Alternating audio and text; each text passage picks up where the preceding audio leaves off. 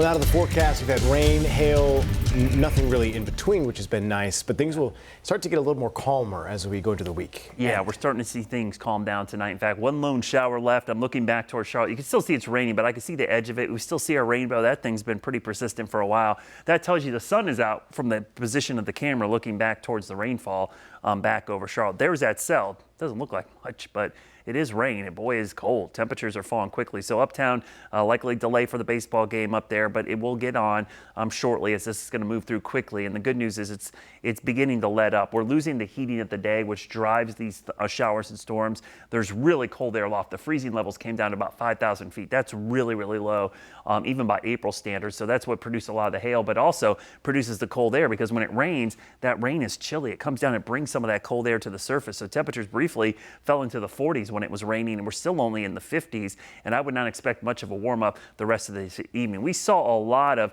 pea and penny size hail, but occasionally when you get up to 1 inch diameter, that's quarter size, that is definitely going to produce severe thunderstorm warnings. We saw one warning for parts of Cherokee as well as York County with 1 inch diameter hail. You see, the rest of the evening, we expect things to calm down. So if you just wait it out and for that game uptown, you should be fine. And really the rest of the weekend is fine. It's just going to be chilly because we're going to fall into the 40s tonight under clear skies. So a cool start tomorrow. That's pretty close to normal. This is not. This is going to be about 10 degrees below average tomorrow afternoon.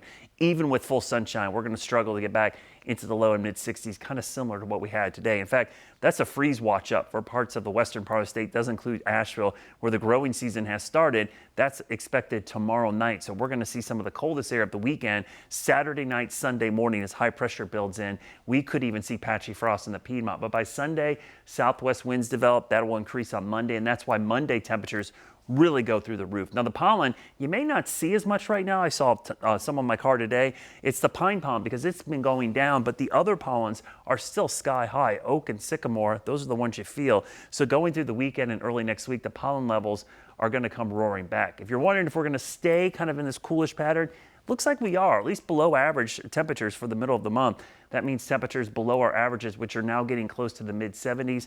We'll probably spend a lot of days in the 60s and low 70s, including this weekend. Saturday's forecast, low 60s, upper 60s, maybe pushing 70 on Sunday as we start to warm up. Your 7-day forecast from Got Roofing shows mid 80s by Monday. And then we'll show you the 10-day forecast because we'll go all the way to Easter weekend, which right now looks spectacular. We have a few shower chances there on Friday, but Saturday, Sunday, what a great Easter weekend with highs in the mid 70s.